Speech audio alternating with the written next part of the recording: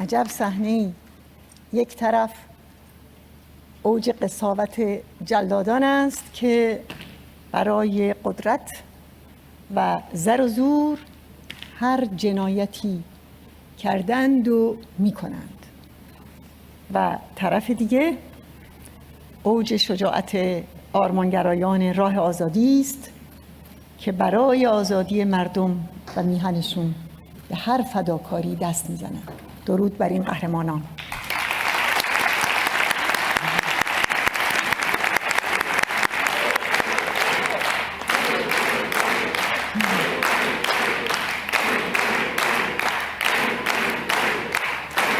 دوستان گرامی، در این گردهمایی که همزمان یادواره سربهداران سال 67 هست، حضور شما دوستان بزرگ و ارجمند مقاومت برای مردم ما، به ویژه خانواده‌های شهیدان، مایه پشتگرمیه. وقتی که در تمام جهان گوشها با برچسب تروریستی به صدای مظلومیت اونها بسته بود، شما و صدای وجدان شما مرداب سکوت را در هم شکست. شما مبتکران سیاست درخشانی بر سر مسئله ایران هستید که سمت صحیح تاریخ رو تا به حال نشون داده اید. درود بر همه شما.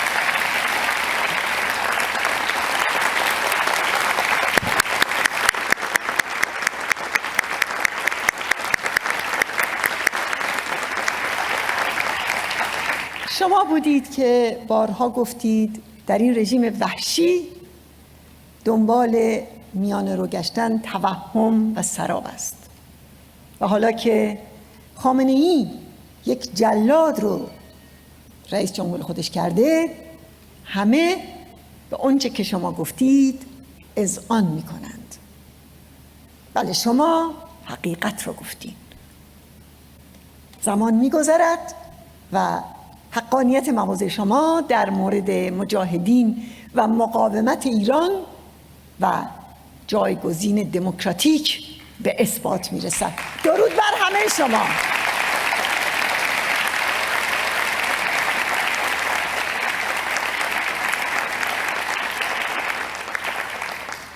دوستان عزیز، گماردن جلاد 67 در منصب ریاست جمهوری ولایت فقیه از نظر رابطه مردم ایران با این رژیم تجلی دوران سرنگونی است. از نظر تاریخی، حکومتی که پایه‌هایش بر دریای خون مجاهدین بنا شده، محصول خلص تاریخچه 42 ساله خودش رو در یک جلاد خونخوار ظاهر کرده. و از نظر سیاسی، نقطه پایان توهمات مربوط به میانه روی رژیم و نقطه شکست سیاست مماشات دولت‌های غرب با فاشیسم دینیه. حالا دستگاه اجرایی رو به یک جلاد سپرده‌اند. دستگاه قضایی رو به یک آدمکش حرفه‌ای و رئیس مقننه یک چماقداره که خودش به صراحت میگفت جزو چوبزنها هستم و به آن افتخار میکنم که از سال 58 علیه مسعود رجوی چوب میزدی. این بیان صریح خود اوناست. بله، وقاحت و شناعت هر دو رو با هم دارن. راستی اگر ولایت فقیه در احتضار نبود، چه نیازی داشت که گله آدمخواران رو در رأس دستگاه خودش بذاره؟ سازمان مجاهدین خلق بر اساس گزارش‌های بیش از 1200 خبرنگار و گزارشگر از 400 شهر ایران، همچنین با نشون دادن بیش از 3500 کلیپ، میزان مشارکت کمتر از 10% اعلام کرد. اما من عمدن در بحث امروز میخوام به همون نتایج اعلام شده توسط وزارت کشور آخوندها استناد کنم. در شیراز که در قیام 98 مسعود اون رو پایتخت شورش نامید، 70% از رأی دادن خودداری کردند. در شهر 9 میلیونی تهران 80% مردم شرکت نکردند و در استان تهران، یعنی همون استان شهرهای شورشی شهریار و قلعه حسن خان و اسلام شهر، 70% حاضر به رأی دادن نشدند. از این رسواتر شعبده انتخابات شوراهای شهر. در برخی کلان شهرها آرای باطله اول شده.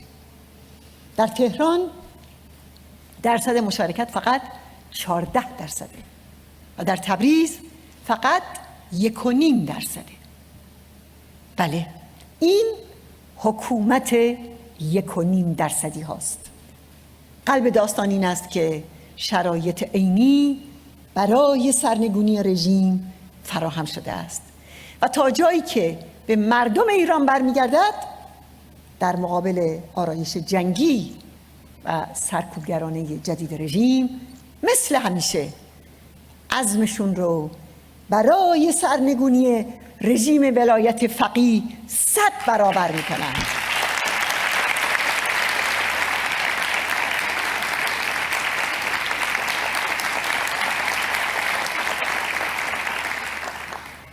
اما تا جایی که به جامعه جهانی برمیگرده، این آزمایشی در برابر اونهاست که آیا با نظام قتل عام مراوده و معامله را ادامه میدهند یا در کنار مردم ایران میایستند. ما به جامعه جهانی، به ویژه به دولت‌های غرب میگوییم آخوند رئیسی مجرم است. به خاطر نسل کشی و ارتکاب جنایت علیه بشریت در سال 67 او مجرم است، زیرا به عنوان یکی از بالاترین مقام‌های قضایی رژیم در 4 دهه گذشته نقش تعیین کننده در اعدام و کشتار فرزندان مردم ایران داشته است. او مجرم است زیرا در زمره سران رژیمی است که به کشتار 1500 جوان در قیام آبان دست زده که محققین میگویند عدد واقعی 3 برابر بیشتر است. رئیسی مجرم است زیرا همین امروز هم از تمام جنایت‌های گذشته خودش دفاع میکنه و بر ادامه اونها مصره. همچنان که دبیرکل عفو بین الملل گفت، این که ابراهیم رئیسی به مقام ریاست جمهوری دست پیدا کرده به جای آنکه به خاطر ارتکاب جنایت علیه بشریت از جمله به خاطر قتل، ناپدیدسازی قهری و شکنجه تحت تحقیقات کیفری قرار بگیرد، نمودی فجیع از سلطه مطلق مصونیت در ایران است. از جانب مردم و مقاومت ایران تأکید می‌کنم که سازمان ملل و جامعه بین المللی باید قتل عام سال 1367 را به عنوان نسل کشی و جنایت علیه بشریت به رسمیت بشناسند.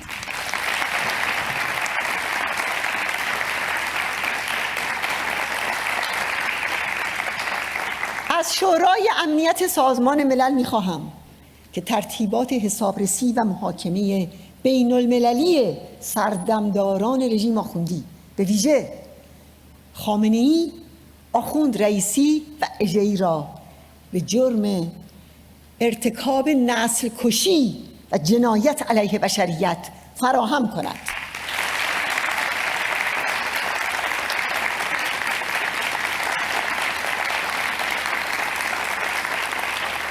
سازمان ملل نباید رئیسی را در اجلاس آتی مجمع عمومی بپذیرد.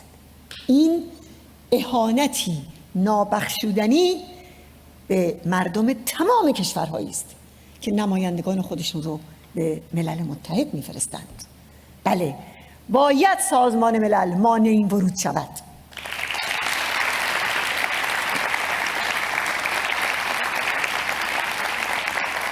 اما باید بگویم که ما به هر قیمت ممکن به این خواستها جامعه عمل خواهیم پوشاند. یک روز همین مقاومت زهر آتش بس رو به حلقوم خمینی ریخت. یک روز همین مقاومت خامنه‌ای رو بر سر برنامه اتمیش به دام انداخت و حالا نیز همین مقاومت جام زهر حقوق بشر رو به کام ولایت فقیه خواهد ریخت و قطعاً این محقق خواهد شد.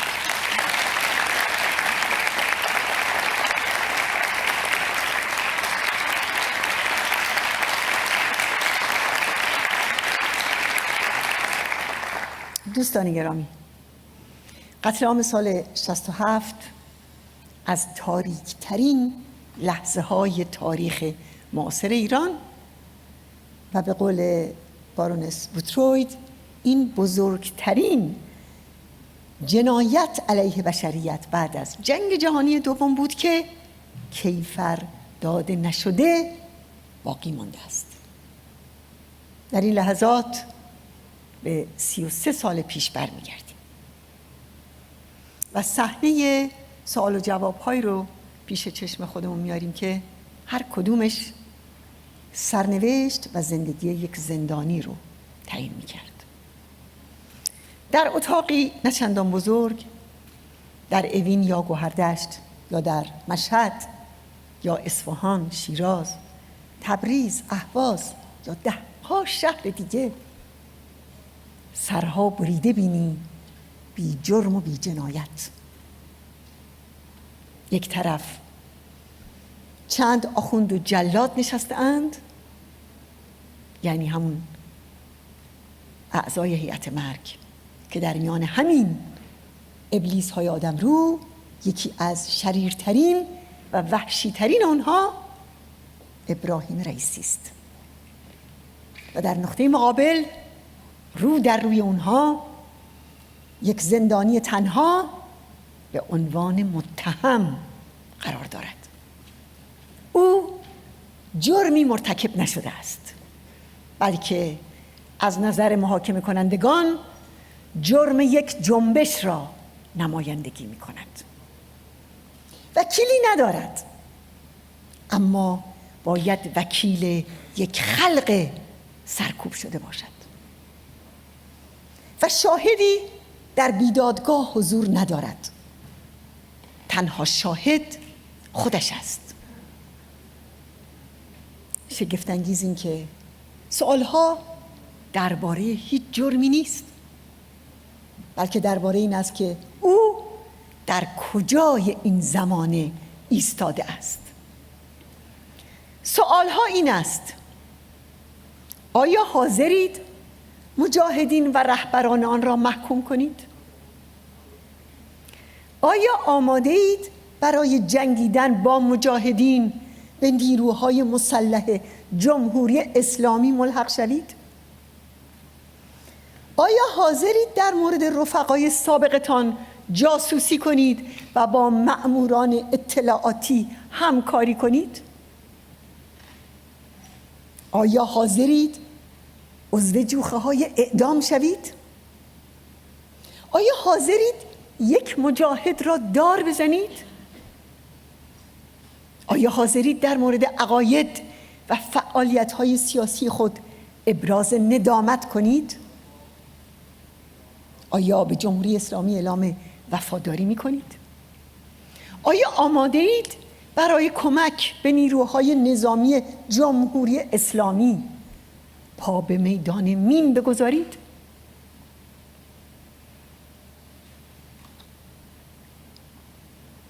این سوال‌های دهشتناک رو که قتل عام شدگان در برابر اون قرار گرفتند از گزارش تحقیقی عفو بین الملل برای شما نقل کردم. موضوع این سالها ادعاهای واهی مثل شورش زندانیان یا رفتار اونها در مدت اسارت نبود. موضوع این سالها حتی ارتباط زندانیان با عملیات مجاهدین نبود. موضوع رو خمینی در 2 حکم پی در پی از پیش مشخص کرده بود. حکم اون به طور خاص درباره مجاهدین است. حکم این است که کسانی که در زندانهای سراسر کشور بر سر موضع مجاهدی خود پافشاری کرده و می‌کنند، محارب و محکوم به اعدام می باشند.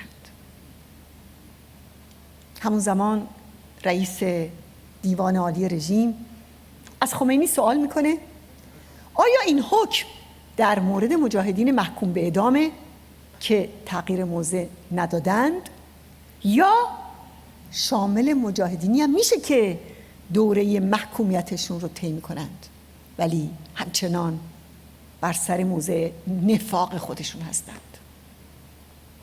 پاسخ کوتاه و صریح خمینی اینه که هر کس در هر مرحله اگر بر سر موضع مجاهدی خود باشد حکمش اعدام است. هر دو حکم خمینی و چکیده سوالها در اون شبه محاکمه ها این است که آیا بر موضع مجاهدی خود هستید؟ و مجاهدین به این پرسش آری گفتند و دار و اعدام را پذیرفتند.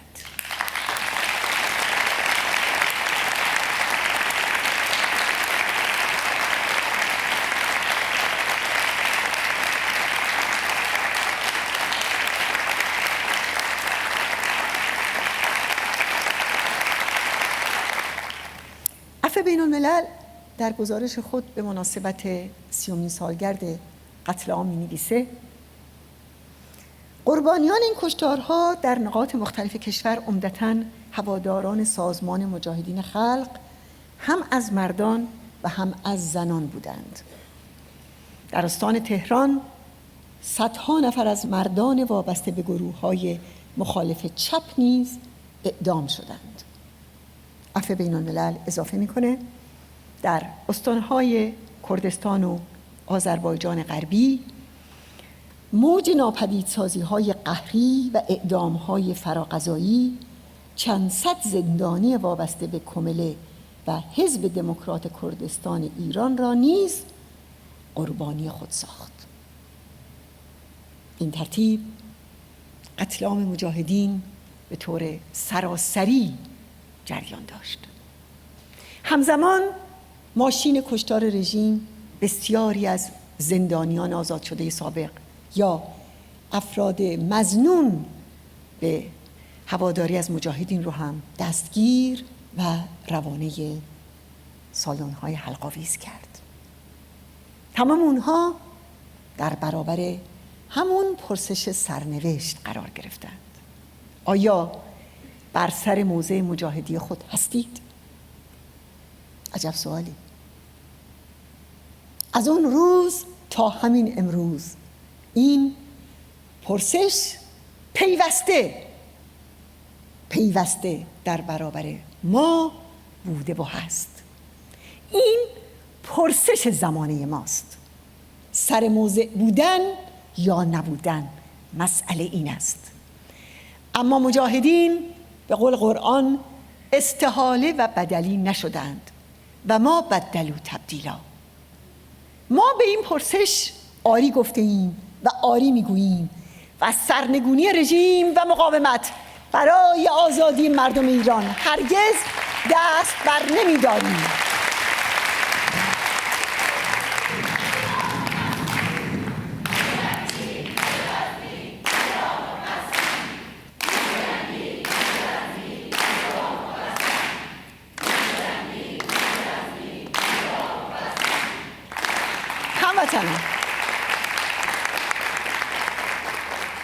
هموطنان، در تابستان سال 67 قهرمانان مجاهد خلق بعد از اون که توسط رئیسی جلاد و همدستانش به مرگ محکوم شدند، مسیر خودشون رو تا سالن‌های دار با شعارهای مرگ بر خمینی، درود بر آزادی و درود بر رجوی طی کردند.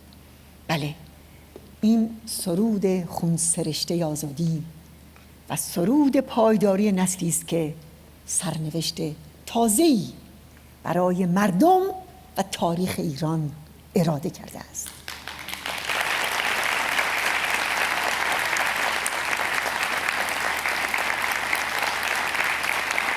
یکی از اونها زهره عین الیقین، رئیس وقت کانون فرهنگیان اصفهان که در آمریکا تحصیل کرده بود، در نامه‌ای از زندان اوین نوشت: به همه آنچه تا به حال گذشته فکر کردم، همه چیز را یک بار دیگر مرور کردم.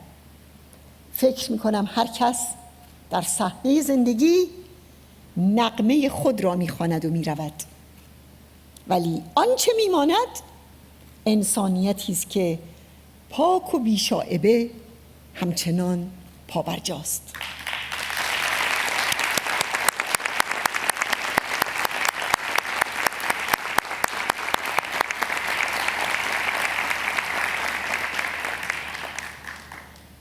یکی دیگر از این قهرمانان به نام رحیم رجلی در وصیت‌نامه خودش نوشت: زندگی را با تمام زیبایی‌هایش دوست می‌دارم. به هر چه که شکوفایی است عشق می‌ورزم. آرزوی مردن ندارم، اما برای زندگی مرگ سرخ را با آغوش باز می‌پذیرم و اگر در این راه سعادت شهادت یافتم، سلام مرا به مسعود برسانید و بگویید رحیم به عهد خود وفا کرد و رجوی شد.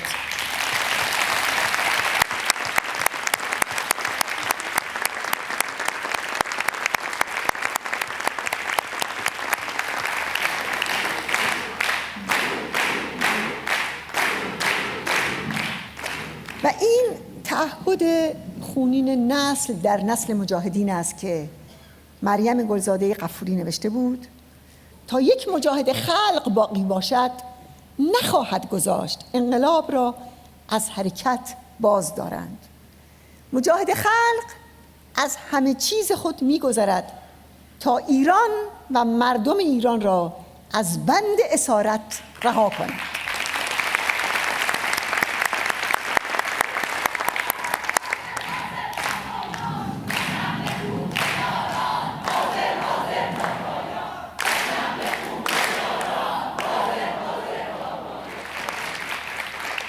دوستان عزیز، قتل عام مجاهدین در سال 67 بخش مهم دیگری هم داشت که پروژه بزرگ پنهانسازی این جنایت بود.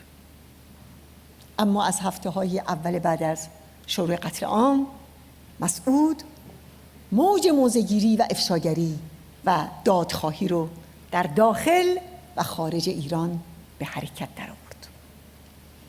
از همون ماه‌های مرداد و شهریور 67 در نامه‌ها و تلگرام‌های متعدد به دبیرکل ملل متحد اطلاعات بسیاری درباره این کشتار رو فاش کرد.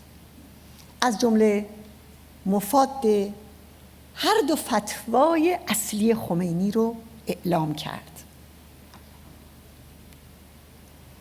در 3 شهریور سال 67 به دبیرکل ملل متحد نوشت که خمینی طی حکمی به خط خودش دستور اعدام زندانیان سیاسی مجاهد خلق را صادر کرده و باز در آذر همون سال در مصاحبه با صدای مجاهد اعلام کرد خمینی شخصاً 2 بار حکم اعدام ها را به موسوی اردبیلی ابلاغ کرده و از جمله تصریح کرده که در مورد مجاهدین هر کس که سر موضعش هست حکمش اعدام است و بایستی فوراً اعدام شود. و این افشاگری یادتون باشه که 12 سال پیش از اون بود که آقای منتظری در کتاب خودش متن این حکم رو منتشر کنه. به نظر من اما فراتر از کارزار بیوقفه در 4 دهه گذشته، مسعود با حراست از اصول و ارزش‌های اون قتل عام شدگان در دادخواهی شهیدان راه آزادی از شرف و حرمت شهیدان بالاترین دفاع رو کرده و تا پیروزی آرمان اونها یعنی آزادی مردم ایران به پیش می رود.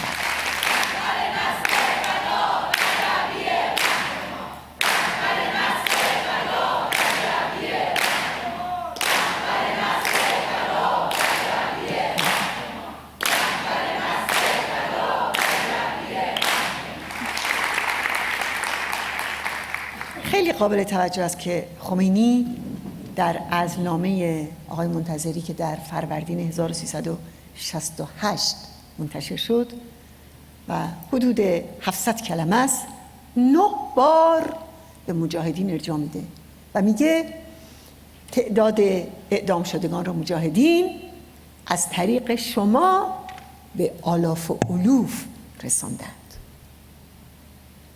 و باز مهمترین که میگه شما این کشور را بعد از من به دست لیبرال ها و از کانال آنها به مجاهدین می سپارید و به همین خاطر صلاحیت و مشروعیت رهبری آینده نظام را از دست داده اید.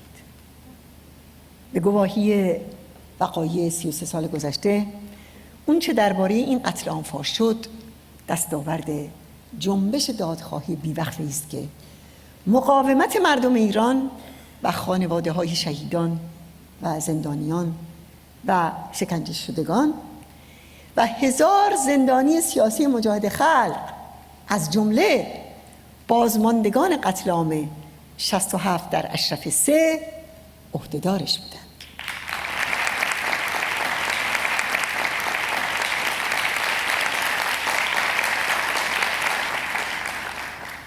یاد دکتر اسماعیل خویی به خیر که در منظومه کشتار 67 به بانگ بلند در وصف سربداران سرود: این کشته دلی داشت چو دلهای بزرگ، آماده دل زدن به دلهای بزرگ. دریای بزرگ مرگ بلعیدش لیک، برجاست از او امید فردای بزرگ. و این کشته که کاکلش نسیم افشانده است، در بحر خدا و خلق کشتی رانده است.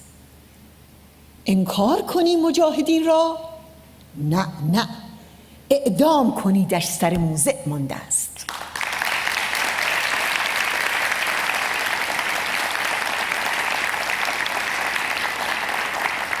و باز در همین منظومه اسماعیل خویی تقلای رسوایی رو که برای کم نمایی شمار قتل عام شدگان صورت می گرفت چنین توصیف میکنه: نه آقا 10,000 کمتر بوده است، بوده 3,000 و چند صد گر بوده است. در نفس جنایت چه تفاوت ابله، 100 بوده و یا که 100 برابر بوده است.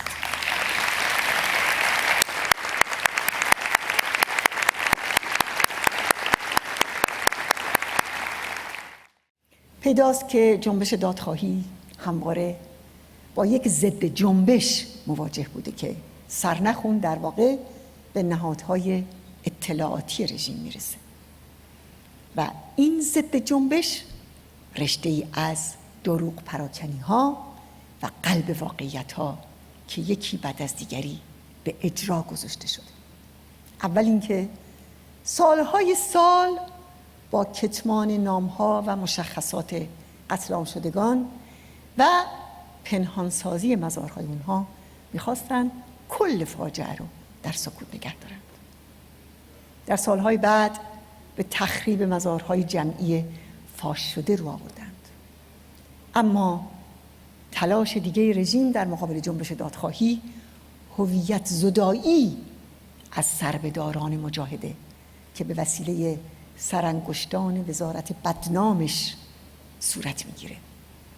شگفت‌انگیز این که ماموران وزارت از یک طرف نه آرمان و سازمان شهیدان رو برمیتابند و نه ایدئولوژی، استراتژی و تشکیلات اونها رو، اما از طرف دیگه مدعی همون مجاهدینی میشن که بیش از 90% شهیدان قتل عام به خاطر همین خطوط سیاسی و اعتقادی طناب‌های دار رو برگزیدند.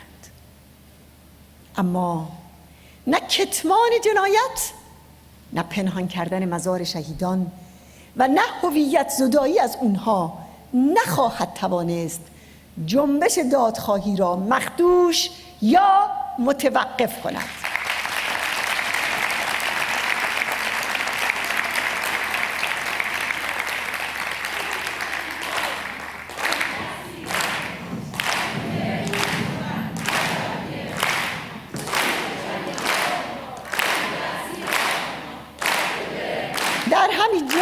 در همین جا یاد میکنیم از مجاهد کبیر نویسنده فقید حمید اسدیان که در تمام این 3 دهه برای افشای جلادان و زنده نگه داشتن خاطره قتل عام شدگان کوشید. اون در مقدمه یکی از کتابهاش درباره شهیدان قتل عام 67 در شهر کرد سروده: تا این خاک خونی خونین است، قطره در دریا گم نخواهد بود و ما در جستجوی شما فراموش نخواهیم کرد چهره‌های قاتلان را. آری، ما فراموش نخواهیم کرد.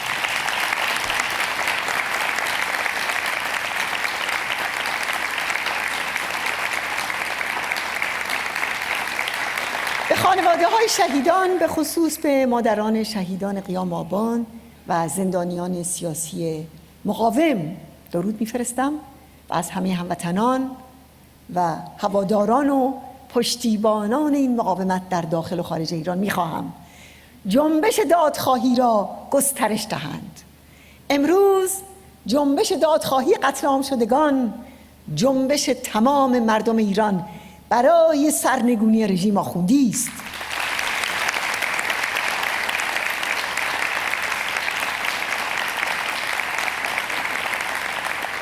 و حالا به نسل جوان و شورشگری پاسخ میدهم که میپرسند حکایت آن 30,000 زن و مرد شجاعی که به جرم سر موضع بودن بر سر دار رفتند چه بود؟ داستان جنبش سر موضعی ها که تاریخ این 4 دهه را ساخته اند راستی چیست؟ داستانش این است که چون راه آزادی ایران جز با فدا و قربانی هموار نمی شود، مجاهدین نسل اندر نسل گفته اند و می گویند بفرمایید این تمام زندگی و خانمان و هستی ما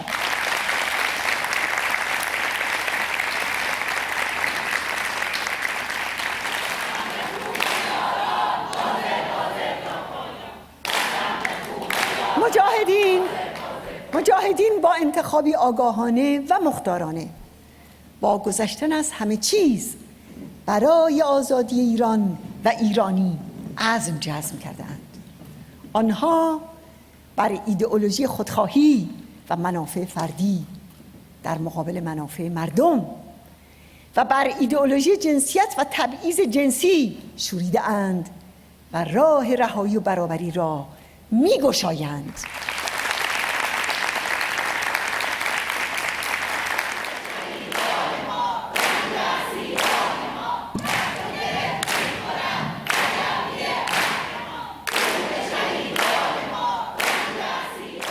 یکی از سمبول‌های بارز مجاهدین در این دوران مجاهد صدیق مسعود فرشچی است که با 43 سال مبارزه بیوقفه الگویی از یک انسان شوریده و رها از قید و بندهای ایدئولوژی جنسیت و فردیت فروبرنده بود.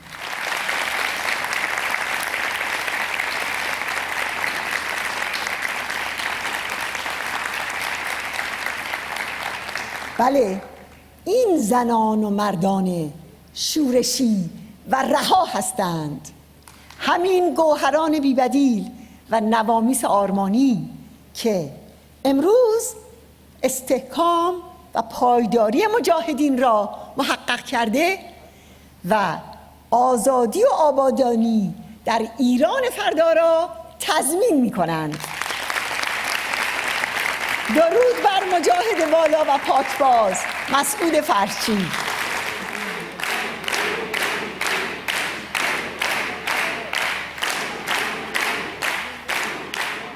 و حالا 33 سال بعد از قتل عام همچنان موضوع اصلی درباره سؤال سر موضع بودن است. ما به پرسش بزرگ این دوران آری گفته و آری میگوییم و با تکیه بر مردم ایران و ارتش بزرگ آزادی رژیم آخوندی را سرنگون میکنیم. سلام بر شهیدان، درود بر مردم ایران، درود بر همه شما.